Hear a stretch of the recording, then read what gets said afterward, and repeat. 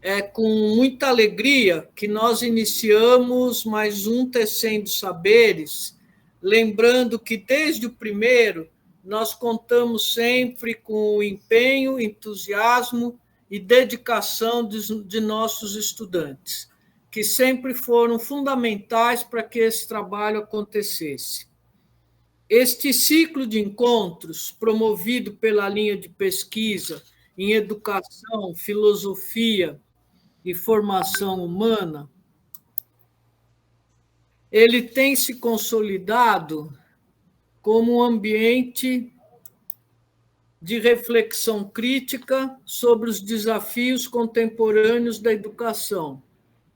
Ao longo de suas edições, temos procurado articular diferentes saberes com a perspectiva de propor caminhos para a construção de um mundo plural, humanizado e comprometido com uma vida digna.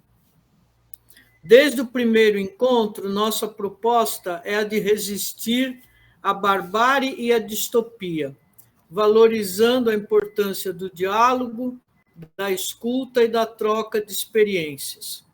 Atuamos na educação compreendendo-a como prática de esperança, capaz de propor e gerar ações transformadoras e de promover o respeito à diversidade. Os diversos saberes que procuramos tecer são vistos como plurais, presentes desde as relações vividas no cotidiano e estendendo-se também para as instituições formais. Nós aprofundamos críticas ao contexto de exclusão, preconceito, devastação ambiental, especialmente diante dos impactos da pandemia. Abordamos perdas afetivas, simbólicas que marcaram este período, como distanciamento físico, afetivo, né? E a urgência de semear ideais que promovam a vida. A complexidade foi adotada como perspectiva teórica e prática para enfrentar os vários desafios que se nos apresentam, reconhecendo a necessidade de cultivar relações éticas, solidárias e sustentáveis, visando superar as fragilidades sociais, políticas e subjetivas. Já nos organizamos em vários temas, como os desafios da decolonialidade, questões indígenas, preservação da terra-pátria. Também nos propusemos a esticar os horizontes do conhecimento, discutindo livros, projetos de pesquisa, práticas educativas, né? E no ano passado voltamos a olhar para os desafios da escola pública, procurando compreender a realidade multifacetada e cheia de nuances presentes na educação básica. A articulação com os grupos de pesquisa participante, o GRUPEF e o GRUPEF, sempre buscou fortalecer seu compromisso com práticas pedagógicas críticas, criativas, sensíveis e, principalmente, transformadoras.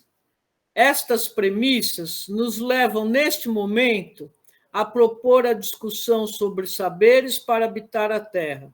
E como nos lembra nosso querido poeta Manuel de Barros, sempre citado neste evento, a importância de uma coisa não se mede com fita métrica, nem com balanças, nem com barômetros, que a importância de uma coisa há que ser medida pelo encantamento que a coisa produz em nós. Uma boa tarde a todos vocês que estão aqui conosco para participar desse evento. Agradecemos a presença. Passo a palavra aí para o meu parceiro, Flávio. Professora, obrigado.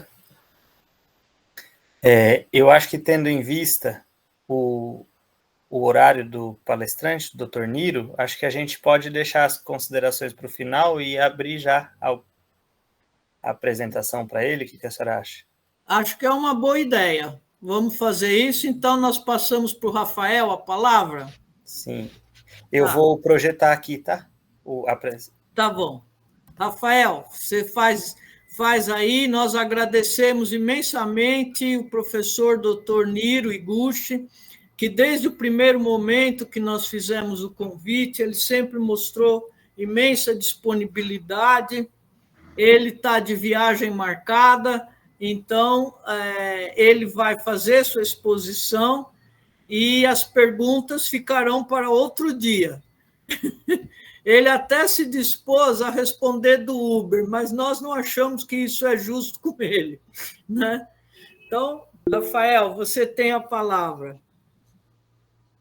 Obrigado. Bom, então vou pedir para que o professor Niro Higuchi comece a fazer a sua apresentação. Antes, vou fazer uma breve apresentação aqui sua, professor, baseado no currículo Lattes, né? Professor Niro Higuchi, casado, pai de 3 filhos, avô de 5 netos, amazonense, nascido em Jacarezinho, no interior do Paraná, engenheiro florestal e mestre pela Universidade Federal do Paraná, doutor pela Universidade do Estado do Michigan, nos Estados Unidos, e tem pós-doutorado pela Universidade de Oxford. Pesquisador do Instituto Nacional de Pesquisas da Amazônia, o INPA, Laboratório de Manejo Florestal em Manaus, desde 1980, tem passagem pela Universidade Federal do Mato Grosso, atua principalmente na área de recursos florestais e engenharia florestal, com ênfase em inventário e manejo florestal, e é responsável pela disciplina de manejo florestal no curso de pós-graduação em Ciências de Florestas Tropicais do INPA, membro titular da Academia Nacional de Engenharia e da Academia Nacional Brasileira de Ciências. E, por fim, né, pesquisador nível 1A do CNPq. Então, é uma satisfação, uma alegria, uma honra a sua presença aqui, professor Niro. Agradeço em nome de todos a sua participação e está aberta a sua fala, por gentileza. Ok, muito obrigado pela consideração e pelo convite também, né? Sempre para mim é um prazer falar assim com o pessoal da educação. Eu acho que não tem outro caminho que não seja o da educação, principalmente nesses temas, né?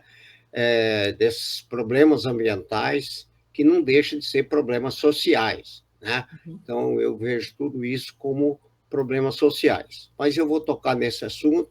A minha apresentação está já disponibilizei aí, e pode compartilhar à vontade essa apresentação. E aqui embaixo tem os meus endereços, WhatsApp e e-mail, e eu acho que quem quiser entrar em contato comigo depois, fique completamente à vontade. Então, vamos lá para a minha apresentação.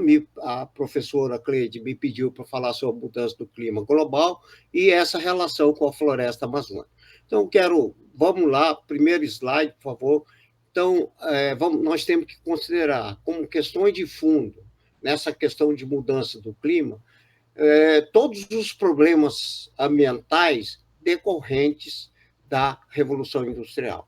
Atualmente, o principal problema é a mudança do clima global, mas também tivemos outros problemas ambientais que precisam ser considerados também, né?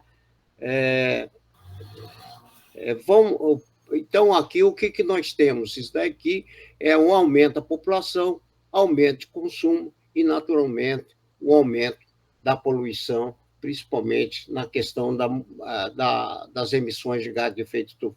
Próximo, por favor. Então, aqui um breve resumo, né, da Revolução Industrial e seus impactos. Então, nós tivemos a Revolução Industrial, a primeira etapa foi de 1750 a 1870, quando ocorreu principalmente com a liderança da Inglaterra. Nós tivemos, então, o capitalismo introduzido nesse mundo, com o primeiro emprego assalariado e, logo em seguida, naturalmente, com o primeiro desemprego também, né? E vocês sabem melhor do que eu, depois vem para contrapor a esse capitalismo, o Marx publicou, em 1867, o livro Capital, com a introdução do socialismo nesse mundo, né? Agora, aí a revolução que começa em 1870, a Revolução Industrial 2.0, que é considerada por causa da introdução do petróleo em escala industrial. E é a partir daí que é considerado, 1880, então, o recorte temporal para o IPCC, para a Convenção do Clima, para as COP, tudo mais. Tá? Então, o recorte temporal é 1880. Todas as mudanças climáticas que ocorreram antes desse período não foram contabilizadas, porque o IPCC, a ONU, considera, então, a intervenção humana nesse processo que mexeu com a temperatura e, por conseguinte, mexeu com o clima global. Então, nesse período, nós tivemos aí 2 guerras mundiais, nós tivemos Hollywood, Beatles, corrida espacial, só que até 1970, com a relação aos problemas ambientais, o céu era de brigadeiro, ninguém se falava dos problemas ambientais. Então, na realidade, esses problemas ambientais começam a ser discutidos, debatidos, a partir da Revolução Industrial 3.0, a partir de 1970. Né? Tanto que nós tivemos, em 1972, a primeira convenção da ONU sobre o meio ambiente, que foi conhecida como Estocolmo 72, e foi a que precedeu a Rio 92, em 1992, do Brasil, quando foi assinada a Convenção do Clima. Então, nesse período da Revolução Industrial 3.0 em diante, nós tivemos aqui, no centro das discussões, 3 problemas ambientais. O primeiro, chuva ácida. O segundo, buraco na camada de ozônio.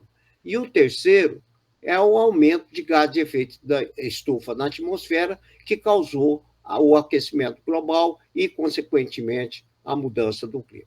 Né? E entramos na Revolução 4.0, de 2010 para cá, tivemos várias tecnologias sendo introduzidas, e principalmente a machine learning e a inteligência artificial. Agora, quando a gente olha, veja o detalhe, né? Hoje, em 2025, quando a gente fala de chuva ácida, pouca gente discute sobre isso. Né? Quando fala de buraco da camada de ozônio, e olha que o buraco da camada de ozônio é um problema sério, que afeta a nossa saúde, principalmente nas cataratas e no câncer de pele. E pouca gente fala sobre isso daí. E a chuva ácida causava, principalmente, a destruição de floresta, queimava as florestas, né, a vegetação, e também havia, assim, afetava também o patrimônio cultural das cidades, dos países, né? Principalmente nas estátuas, das esculturas que era destruída pela chuva ácida. Então, hoje, a gente já não ouve mais falar disso. Né? Agora, por que não fala disso? Praticamente, esses 2 problemas foram resolvidos. Veja bem, os 3 problemas têm a mesma origem. É a Revolução Industrial e a introdução do petróleo. Tá certo? Chuva ácida e buraco da camada de ozônio, praticamente a gente não fala nada. E o problema nosso do gás de efeito estufa só aumenta e só piora. Agora, aqui na área, né, eu falo assim com muita assim, alegria poder falar para vocês. Então, quando a gente olha, por exemplo, eu consultei o Web of Science, né? Recentemente, semana passada, coloquei como palavra-chave buraco da camada do ozônio, chuva ácida e mudança do clima. Então, veja bem, em buraco de ozônio, eu encontrei aproximadamente 2.000 artigos publicados. Com chuva ácida como palavra-chave, eu encontrei 10.000 artigos publicados. Então, com 2.000 artigos publicados, e, claro, com a ajuda da indústria, principalmente, e dos políticos também, que foram extremamente eficientes para combater esses 2 problemas ambientais. Né? Então, com 2.000 artigos e com 10.000 artigos não foram totalmente resolvidos, mas foram equacionados esses dois problemas ambientais. Agora, quando se eu coloco mudança do clima, eu encontrei 550 mil artigos. E o problema só está piorando. Então, isso é até para vocês aí, da área de educação, refletir sobre isso. Né? Próximo, por favor. Isso daqui, todos esses problemas, mas também, próximo, que é o aumento da população. Então, quando a gente vê aqui, não, vocês não vão ver eu apontar, por exemplo, então, antes de Cristo, já havia, né, no ano 200 depois de Cristo, já havia 190 milhões de pessoas neste mundo, né? E fomos atingir o primeiro bilhão de gente nesse planeta a partir de 1804, tá certo? Mas isso durou 1804 anos e fora os anos antes de Cristo, tá certo? Para chegar ao primeiro bilhão. Depois, 122 anos depois, o mundo colocou mais 1 bilhão. Mais 32 anos, mais o terceiro bilhão, 14 anos, quarto bilhão, 11 anos, quinto bilhão, 10 anos depois, sexto bilhão, 11 anos depois, 7 bilhão, e hoje nós já estamos com 8 bilhões, pelo menos na última estatística, 232 milhões de pessoas nesse planeta. Então, essa velocidade tem sido muito importante. Mais um clique aqui, por favor. E tudo... Não, volta um pouquinho. Então, tudo isso, esse monte de gente nesse planeta, consumindo, né, tudo, sem medo de ser feliz. Então, quando você olha a Revolução Industrial, a tecnologia e o aumento da população, era esperado que acontecesse coisas desse tipo. A única diferença é que nos dois outros problemas ambientais, como a chuva ácida e o buraco na camada de ozônio, eles estão praticamente equacionados, não a mudança do clima. Próximo, por favor. Então, aqui agora vou entrar especificamente em mudança do clima global. Então, a gente faz aqui uma linha do tempo. Então, nós temos 1750, o início da Revolução Industrial, né? 1880, quando o petróleo é introduzido em escala industrial, né? E esse é o recorde temporal, tanto da Convenção do Clima, como o IPCC, como a COP, todos esses organismos da ONU. Então, veja bem, de 1880 até 1950, se acreditava que tudo que o homem emitia via queima do combustível fóssil era reabsorvido pelas bacias oceânicas, né? Até que, em 1957, dois pesquisadores dessa instituição SCRIPS, Instituição de Oceanografia da costa leste e oeste dos Estados Unidos, começou a hipotetizar que esse gás de efeito estufa, ou essa queima de combustível fóssil, poderia estar indo também para a atmosfera. E se isso tivesse ocorrendo, poderia ter sérios problemas com a temperatura. Isso em 1957. E aí, em seguida, eles contrataram um meteorologista, o tal de Keeling, que se dizia que era o cara que entendia dessa relação gases de efeito estufa e temperatura. Contrataram ele para trabalhar no observatório no Havaí, né, em Mauna Loa, a quase 3.500 metros de altitude, e que estava isolado dos continentes, né, que estava, tipo assim, isolado e não teria pouca influência da poluição urbana e tudo mais. Então, botaram esse observatório lá. Então, no primeiro ano de trabalho desse meteorologista, Keeling, ele, associando as medidas de concentração de CO2 no Havaí, e ele trabalhando, associando as análises dos núcleos de gelo da Antártica, ele, no primeiro ano, ele montou uma curva que ficou conhecida como curva de Keeling, e associava, então, o aumento de gás de efeito estufa e o aumento de temperatura. Então, hoje, se vocês clicarem em curva de Keeling, vocês vão saber qual é a concentração de CO2 nesse modelo. Então, a curva que ele montou no primeiro ano de trabalho é usada até hoje como referência para medir a concentração de CO2 na atmosfera, lá no Havaí. E o IPCC, então, foi criado 30 anos depois dessa primeira hipótese de levantar, né? E foi criado, então, pela ONU, por 2 organismos da ONU, a Organização Meteorológica Mundial e como é que é? Programa das Nações Unidas para o Meio Ambiente. Então, em 1990, o IPCC concluiu o primeiro inventário de emissões do período de 1980 até 89.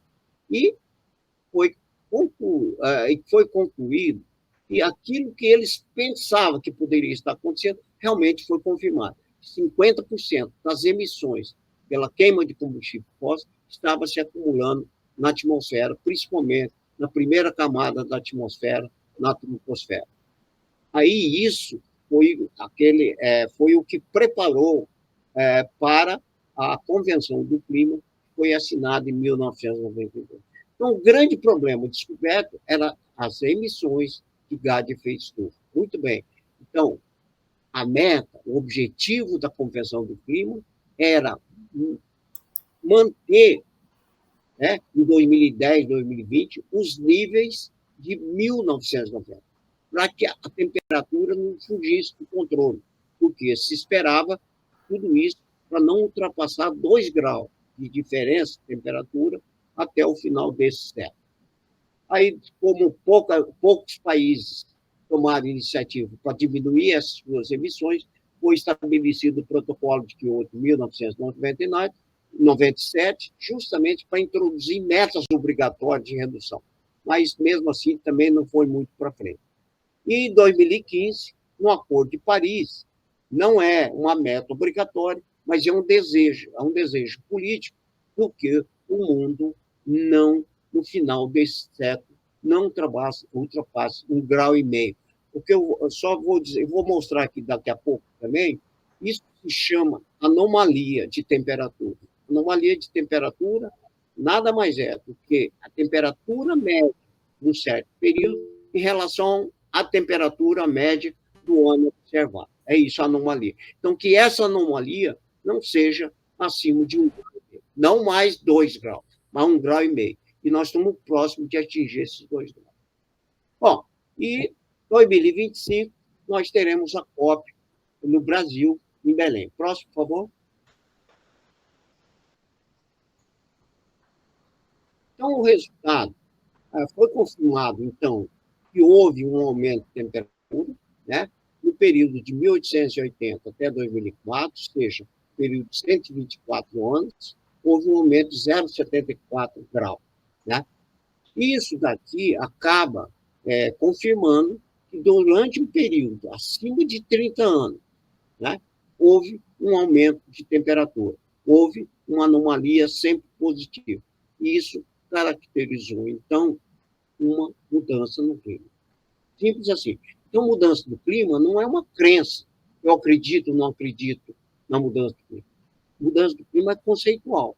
Por quê? Clima é a temperatura média de um período superior a 30 anos. E se houve um aumento de temperatura de um período superior a 30 anos, então houve um aquecimento, portanto, houve uma mudança do clima. Próximo, por favor, mais um clique. Aqui que eu mostro o que é anomalia de temperatura, tá? Próximo. Então, tudo isso é causado, então, pelos gases de efeito estufa. Então, aqui um quadro dos gases de efeito estufa, que nós temos gases naturais e os gases industriais. Então, quando a gente olha aqui, por exemplo, o CO2 ele contribui não só do ponto de vista de emissões, como também do ponto de vista de acumulação na atmosfera, quase 75%. O outro gás derivado do carbono é 18,4%. Então, esses dois gases, eles totalizam 93,2% das emissões e das acumulações. Então, isso quer dizer que, muitas vezes, o pessoal confunde gás de efeito estufa como os gases derivados do carbono. Tem sentido pela abundância desses gases. Outro gás natural é o óxido nitroso. Então, os gases naturais, então, totalizam 97,7%.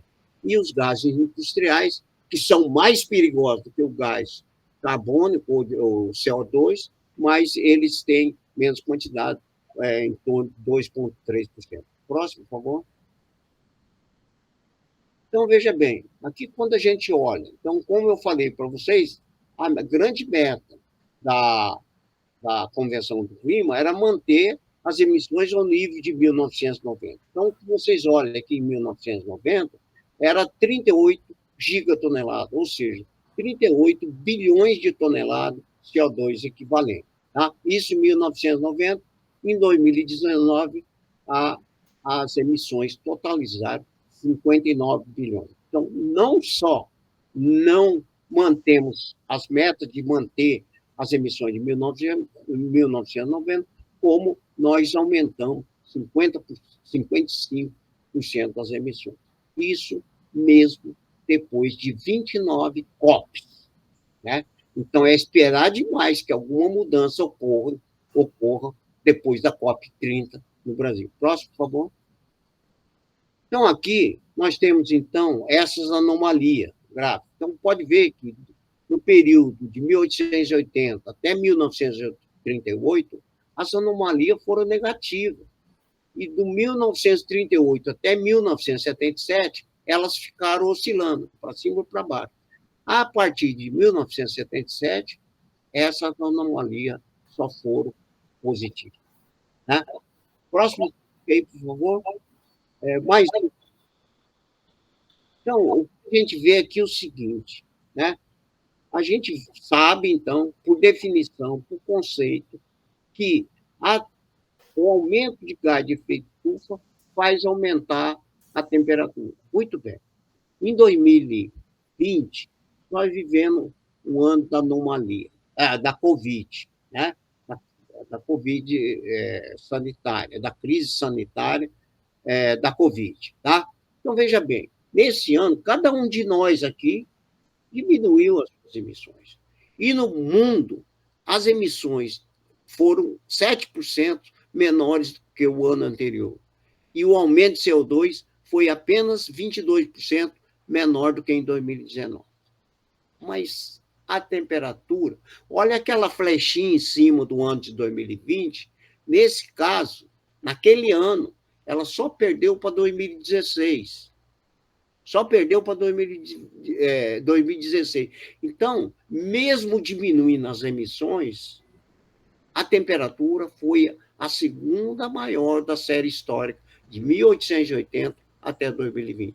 Claro que depois nós tivemos 2023 e 2024 com outro recorde, né? Principalmente 2024 foi a maior anomalia de todos os tempos, e 2022 a segunda maior. Aí 2015 passou a terceira e 2020.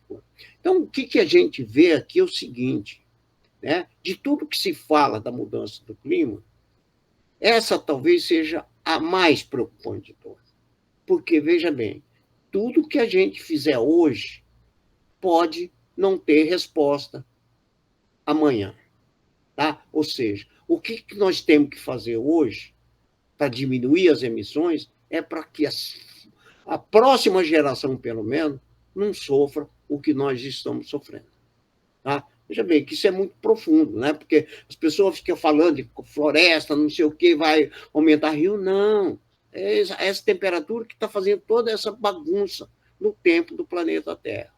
Né? E a gente vê aqui que está associado, sim, isso não tem dúvida, a aumento de emissões com aumento de temperatura. Só que em 2020 nós diminuímos as emissões e mesmo assim houve aumento de temperatura. Do outro lado aqui estão as maiores anomalias, que nos últimos 10 anos nós temos as 10 maiores temperaturas nesse planeta. Tá?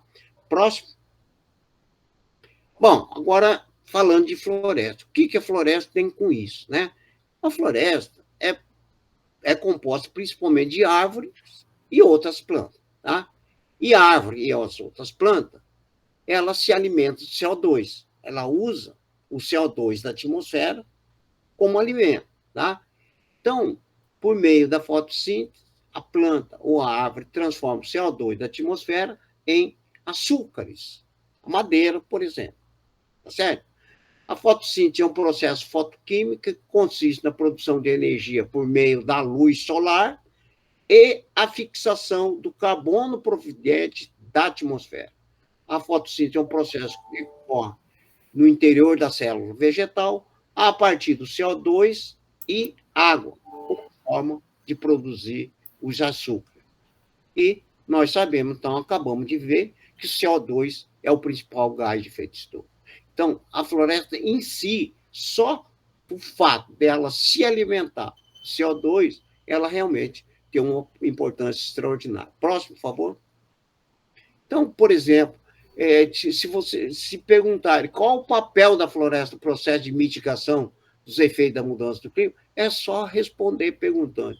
Então, tudo aquilo, todo o CO2 que a floresta sequestra ou tira da atmosfera e a luz solar que ela utiliza para transformar o CO2 em carboidrato, que seria, para onde iria esse CO2 e essa energia solar se não fosse essas plantas. Então, o mundo seria bem mais quente. Tá certo? Próximo, por favor. Um zoom aqui para a floresta amazônica. Próximo. Então, aqui, só para vocês terem uma ideia, essas estatísticas vão ficar aí com vocês, mas, de qualquer maneira, tem a área de cada estado, a quantidade a porcentagem do bioma em cada um desses estados, bioma, floresta, cerrado e água, não sei o quê. Mas, resumindo, nós tínhamos, originalmente, 4 milhões de quilômetros quadrados de floresta amazônica, né? E o que significa 409 milhões de hectares. Próximo, por favor. Então, você agora, colocando isso utilizando as estatísticas oficiais, né, do desmatamento, então, você coloca aí, nós temos, então, nós já desmatamos 860 mil quilômetros quadrados, ou 86 bilhões de hectares, mas nós ainda temos remanescente de floresta amazônica de 3.232.000 quilômetros quadrados, ou 323 milhões de hectares. Então, aqui eu resumo isso daqui. A área desmatada representa 21% e a área remanescente, 79%. Próximo. Esse é o jeitão da floresta amazônica, né? Agora, legalmente, essa floresta, como qualquer floresta do Brasil, é um bem de interesse comum a todos os brasileiros. Não é do proprietário, do dono da terra. É um bem de interesse comum a todos os brasileiros. Tá? E no Código Florestal, isso está no Código Florestal. E na Constituição de 1988, a floresta, o bioma amazônico é considerado um patrimônio nacional. Assim como outros biomas também são considerados, mas a Amazônia, que se fala muito, é um patrimônio nacional. Próximo, por favor. Então, aqui, por exemplo, né, a idade dessas árvores. Né? Então, aqui, as árvores que estão sendo serradas, ela tem idade média de 490 anos. Essa é a idade média das árvores que nós consumimos, o brasileiro consome. E nós encontramos uma mais velha nessa floresta, de 1.400 anos de idade. Ou seja, nós podemos admitir que essa floresta foi formada há pelo menos 1.500 anos atrás. Próximo. Então, o que nós estamos tentando fazer é entender isso. Né? Aqui, por exemplo, nós temos a contribuição de cada parte da árvore ao peso total dela. Então, a gente sabe, né, depois de derrubar centenas de árvores, a gente sabe quanto tem de folha, quanto tem de galho grosso, quanto tem de galho fino, qual o teor de água disso, qual o teor de carbono, e também a contribuição disso das raízes. Próximo, por favor, mais um clique só. Então, aqui, apenas para ilustrar para vocês, para dizer para vocês que a nossa ênfase são árvores com diâmetro acima de 5 centímetros, porque abaixo de 5 centímetros é muito complicado, custa muito caro para você fazer esse levantamento. E ela contribui com menos de 5% da biomassa de uma floresta daqui. Então, vamos primeiro, né, com pouco dinheiro, com pouca gente, a gente deu prioridade às árvores com diâmetro acima de 5 centímetros. Amanhã, quem sabe, alguém consiga trabalhar com essas árvores menores. Mas estaria trabalhando com 5% da biomassa. Próximo. Aqui ilustrando algumas coletas de dados. Então, aqui, por exemplo, nós já coletamos, aqui embaixo, no quadro abaixo, nós temos 692 árvores que a gente coletou com raiz e tudo, né? A parte de cima, a parte de baixo. Só que agora, no Jamari, nós coletamos mais 101 árvores e na floresta de Altamira, nós coletamos outras 86 árvores. Então, nós temos mais de 800 árvores, quase 900 árvores, que nós derrubamos e pesamos tudo, raiz e tudo, folhas e tudo mais. Próximo, por favor. Então, aqui nós temos alguns dados aqui, por exemplo, o teor de água, numa árvore viva em pé, 41,6%, o teor de carbono de 48,5% da massa secada, e nós temos aqui a contribuição de cada uma dessas partes. E aqui embaixo nós temos uma equação que podemos hoje, depois de derrubar quase 700 árvores, nós temos uma equação que permite estimar a biomassa sem ter que derrubar, e com uma precisão aí de 96%. Tá bom? Próximo, por favor. E saímos fazendo inventário por aí e concluímos que o estoque de carbono total, abaixo do solo, das raízes, da parte aérea, é de 160 toneladas de carbono por hectare. Próximo. Então, aqui está o estoque médio, 159,8, 160, e para isso nós usamos 1.597 parcelas, ou seja, mais de 400 hectares de parcela, e um total de árvore medida de quase 250 mil árvores. Próximo, por favor. Então, aqui nós temos um mapa, então, do estoque de carbono, e do lado, aqui um mapa menor, é um estoque, é um mapa da incerteza, ou seja, da margem de erro das nossas medições. Próximo. Então, aqui, por exemplo, eu trouxe esse quadro aqui do último inventário de emissões do Brasil.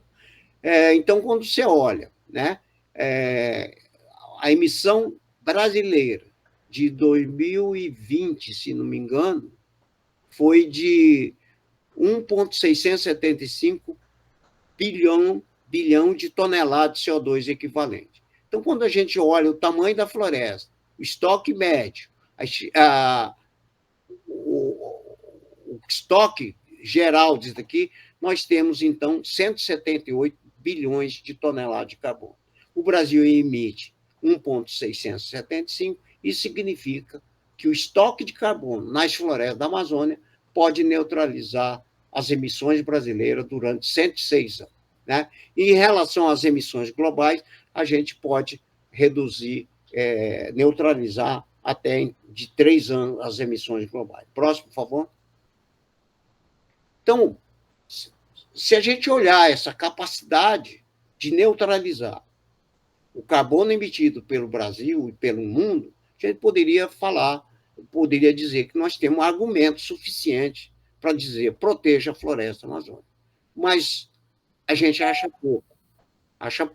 Então, a nossa prioridade agora é produzir informações sobre a capacidade de troca gasosa entre a floresta e a atmosfera. Como nós vamos fazer isso? Próximo, por favor. Então, aqui na nossa área de pesquisa, aqui você pode ver, né, nessa círculo amarelo em cima, é uma torre de 51 metros, e aqui é uma grua com alcance de 26 metros. Próximo, por favor. Aqui tem um detalhe da grua. Então, essas medições de troca gasosa, nós estamos fazendo diretamente nas copas das árvores. Próximo, por favor. E aqui, para integrar todas as nossas informações, nós temos, então, uma torre de 51 metros de altura. Próximo. Então, nós estamos equipando todo o solo também para monitorar a umidade do solo, a água que tem no solo e que troca com a atmosfera. Próximo. Então, hoje, como é que está o nosso solo, a nossa floresta? Nós temos, então, primeiro, o que a gente chama de sap flow, que é velocidade da seiva ou velocidade da água na árvore. Então, nós instalamos sensores em cada árvore e aqui nós temos coletores desses dados. Na realidade, nós já instalamos 117 sensores e instalados em 87 áreas, que estão sendo monitorados desde 15 de junho de 2022. Próximo, por favor. Então, uma coisa é ver a velocidade da água, a outra, né? Velocidade da água tem importância, é lógico, né? Mas a gente precisa saber também, para saber o volume de água, a gente precisa saber a área por onde passa essa água. Então, em primeiro lugar, a gente também tem que utilizar o método destrutivo, a gente utiliza corante e coloca esses troncos de árvore numa bacia ou numa piscina, justamente por gravidade, esse corante sobe, do lado de cá a gente mede a área por onde passa a água. Então, a gente desenvolveu equações e essas equações estão sendo utilizadas para estimar a área por onde passa a água. Próximo, por favor. Então, mas o que a gente chama de xilema ativo também, além da equação, a gente coleta na própria árvore. A gente faz um buraco na árvore, injeta o corante e depois, 20 centímetros acima, a gente tira uma amostra da madeira para ver por onde passou o corante, né? E aí a gente tem mais uma informação sobre a área por onde passa a água. Próximo, por favor. Pronto. Então, eu acho que isso foi uma grande conquista, né? Nós conseguimos. Nós temos a velocidade da água, e nós temos, que é centímetro por hora, e nós temos a área do xilema ativo, que é centímetro quadrado. Centímetro quadrado vezes centímetro por hora, centímetro cubo por hora. Então, hoje, a gente tem a informação da transpiração da planta. E nós transformamos isso em litro para ficar mais palatável no meio de comunicação. Próximo, por favor. Então, aqui é apenas um exercício, né? Então, nós chegamos, nesse caso aqui, foram 855 dias e 87 árvores. Então, uma árvore média da nossa região, ela transpira 20 litros, 20,5 litros, mais 1,9 litros por dia. Então, só para vocês terem ideia, para ilustrar isso em 87 árvores durante 855 dias. Né? Então, eu acho que vocês já ouviram falar em rios voadores, né? E a informação que eles utilizaram para chegar àquele número de tipificar como rios voadores foi que as árvores da Amazônia, elas transpiram ou jogam para a atmosfera 1.000 litros por dia. Então, 1.000 litros está muito diferente das nossas medidas em 87 árvores durante 855 dias. Então, é difícil acreditar nessas coisas. Próximo, por favor. Então, o CO2, por exemplo, hoje, como eu falei para vocês, é medido com esse auxílio dessa grua. Ela tem um alcance de 26 metros de altura e nós construímos trilhas para ela. Então, nós construímos 3 trilhas na floresta, onde o nosso pessoal faz essas coletas. Próximo, por favor. E aqui no alto da torre, nós temos equipamento suficiente, além de vários outros equipamentos, mas equipamento para principalmente estimar a quantidade de energia solar que chega a esse ambiente. Tá? Próximo, por favor. E agora, depois disso tudo, considerando todo o tempo que a gente começou a pesquisa aqui, dos últimos 45 anos, para falar a verdade, nós decidimos replicar isso daí, porque nós estamos falando de uma escala experimental, nós vamos replicar agora em florestas nacionais que estão sob concessões florestais na escala empresarial. Tem manejo florestal em escala empresarial. Então, nós estamos replicando na floresta do Jamari, na floresta de Altamira e na floresta da Amapá. E começamos esse ano, temos 2 projetos para executar essa parte. Tanto a parte de serviço ecossistema, como também a parte de tecnologia da madeira. Então, a gente já começou, todo o nosso trabalho já está em campo, tudo que a gente tem na nossa área, na escala experimental, já está sendo instalado em escala comercial, escala empresarial. Então, é isso que eu tinha que falar para vocês, na correria, mas eu estou vendo aqui. Próximo, por favor. E aqui tem, além disso, desse coisa, eu tenho um canal no YouTube que eu andei colocando algumas das vídeos sobre esses assuntos que eu trato aqui, e está aí à disposição de vocês também. Olha, eu tenho aqui mais pelo menos 10 minutos. Se alguém tiver alguma pergunta, eu fico à disposição. Doutor Niro, nossa, muito obrigado. O senhor deu uma aula de pesquisa, Lei de Floresta e Clima. É isso. 45 anos. Obrigado, professor Niro, pela apresentação. Bom, já que então sobrou um tempinho, se o senhor não se importar, a gente pode reservar uns 10 minutos, caso alguém tenha alguma pergunta? Estou vendo o Carlos Vicente aí, ele já conhece a nossa área aqui. Eu ia falar, o Carlos Vicente chegou. Eu não só conheço, como sou aluno do professor Niro e fã do trabalho deles. Doutor Niro, como Oi. nós estamos aqui, né, com grupos de pesquisa e tal, o que o senhor tem a dizer para esses jovens sobre essa tarefa de pesquisar 45 anos um tema? É compromisso de vida? A que nome o senhor daria a isso? Olha, não Paixão tem muito... pela ciência? Não é nada disso. Você tipo assim, né? Como eu falei para vocês, né? A idade, essa floresta aqui foi formada pelo menos 1.500 anos atrás. Quando você olha 45 anos de pesquisa, parece muito, né? Na escala humana. Mas nós não chegamos nem na primeira infância. Então, o mais importante que fazer todo esse trabalho de base é também ter certeza que isso não vai ser continuado, tá certo? Agora, eu quero dizer uma coisa para você, não quero exagerar, mas eu estava escrito no meu contrato que eu tinha que fazer tudo isso. Eu sou servidor público e fiz. Entendeu? Eu não sei. A gente está introduzindo aqui muito, né, para motivar essa criançada. A gente tem hoje, fazemos até colônia de férias, né, para as crianças perderem medo da floresta, sabe? Ficar íntimo da floresta, né? E se apegar à floresta. Então, a gente tem trabalhado com professor de ensino fundamental e médio, com aluno de graduação e pós-graduação e com crianças também. E, mais recentemente, a gente introduziu também, copiando o modelo japonês, nós introduzimos aqui banho de floresta, né?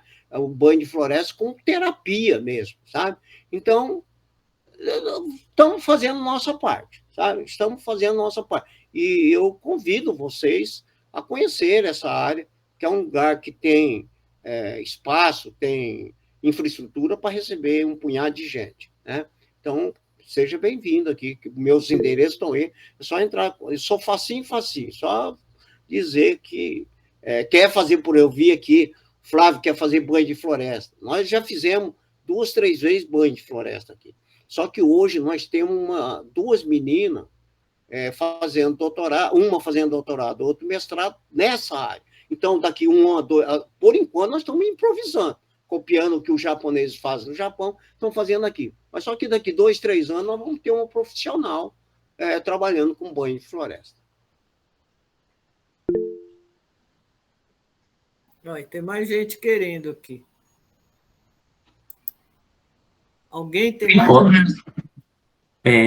O próximo Flávio, só está o Flávio com a mão levantada. Pode falar. Que eu vi a professora Elaine com a mão levantada, imaginei que ela quisesse falar antes. Pode falar, então professora. ela passou, eu não tinha visto. Professora Elaine, diga. Boa tarde, professor Niro. Quero agradecer a aula que o senhor nos proporcionou nesta tarde e peço desculpas por antecipadamente, no início da abertura dos trabalhos, não poder cumprimentá-lo. Agradeço novamente a participação e a disponibilidade de trabalhar conosco nessa tarde. Muito obrigada. Professor Niro, eu confesso que foi a primeira vez que eu vi uma apresentação sobre essa questão das mudanças climáticas com dados. E claro que um pouco disso, talvez pela própria falta de oportunidade, de condições de buscar um pouco mais esse tema, mas o fato é que no âmbito educacional, e sobretudo com a disseminação da informação por meio da tecnologia, que ninguém mais mensura a validade dela, a gente caminha no campo da educação com uma negação das questões do clima, como se isso fosse uma grande invenção, como eu já escutei questões assim, o mundo já passou por não sei quantas eras glaciais, por não sei quantos aquecimentos, a gente vive isso num ciclo e não importa o que o homem faça, a gente vai viver isso querendo ou não.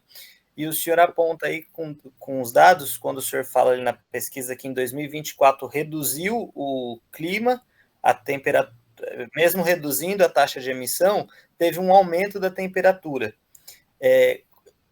Nessa relação, né, como é que a gente pode trabalhar? O senhor já deixou bem claro que a COP30 a gente não pode esperar tanto, porque a gente já passou por 29 e não mudou tanta coisa, mas quais seriam os caminhos que a gente podia buscar na educação básica para ajudar nessa conscientização e nesse trabalho? Porque eu entendo que isso é um projeto de vida que a gente precisa disseminar desde a tenra infância, para que as pessoas se conscientizem. E como que o senhor sugere que a gente faça essa abordagem? Eu acho o seguinte, eu acredito piamente que a saída é pela educação, né? Mas uma educação de qualidade, uma educação que introduza não só o conhecimento, como alguns princípios, né? Então, esses dias, eu dei uma entrevista para uma televisão japonesa, e eu sou descendente de japonês, e eu sempre ouvi dos meus pais a palavra, uma das poucas palavras que eu sei em japonês é motainai. Motainai. Depois vocês vão no Google, vocês vão entender o que é isso aqui. Mas motainai significa desperdício. A gente, quando sobrava comida do prato, meu pai ou minha mãe falava, motainai, não faça isso, coma tudo ou pegue menos. Então, desde pequeno. Então, você vê, na cultura japonesa, eles funcionam até hoje nesse princípio do motainai, que é evitar desperdício, evitar o consumo exagerado, ou evitar qualquer coisa. Então, eu acho que a solução do problema, como eu falei para você, tem muita gente nesse planeta, né? Aí afeta outras questões, éticas, morais, mas vamos falar que essa quantidade de gente tem que frear o consumo, né? Porque as pessoas consomem sem medo de ser feliz o tempo todo, tudo, né? Tudo. Então, não tem nenhuma medida assim de mitigação, só tem medida de emissão mesmo. Então, eu acho que tem que passar pela educação e a gente não pode ter pressa nessas alturas do acontecimento. Tem que ser devagar e sempre, né? Progredindo isso. Eu acho que a gente consegue, não para essa geração resolver esse problema, mas para a próxima geração deixar um caminho mais bem pavimentado para enfrentar essas questões e, principalmente, para praticar um motainai. Obrigado. Alguém mais gostaria de fazer alguma pergunta para o professor Niro?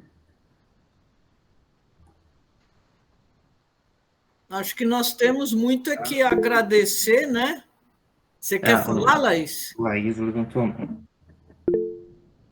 Boa tarde, professor Niro. Quero agradecer pela sua clareza, né, e tantos dados importantes que o senhor tem trazido para nós nessa tarde.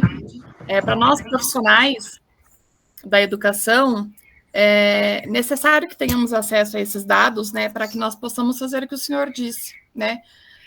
Eu queria uma dúvida assim particular. Quantas pessoas trabalham com o senhor, né, atualmente nessa pesquisa? Olha, eu acho um pesquisador muito diferenciado, porque privilegiado também. Acabei, assim, efetivamente, do quadro ímpar, eu tenho 5 pesquisadores, tá? Mas aluno de pós-graduação, eu tenho no laboratório. Nós temos aproximadamente, entre mestres, doutorandos e mestrandos, aproximadamente 30 pessoas. E nesses 2 projetos, eu consegui implementar bolsas de vários níveis para 45 pessoas. Então, eu tenho essa história de replicar isso no Pará, em Rondônia e no Amapá. Claro que eu tenho muita gente para fazer isso. E vamos fazer. Que legal, professor, parabéns. Obrigado. Então, agora tem que ver o professor Cleide, que a minha mulher deve estar desesperada lá. Isso, nós agradecemos muito, e o senhor sabe que o senhor vai ser chamado outras vezes, né? Não tem problema, me chame com o tempo. Me chama com o tempo que eu... Vamos chamar com o tempo para a gente continuar essa conversa que foi muito importante. Muito obrigado, doutor Niro. Muito obrigado mesmo. Tchau, tchau para vocês. Obrigado também, né? Tchau. Tchau.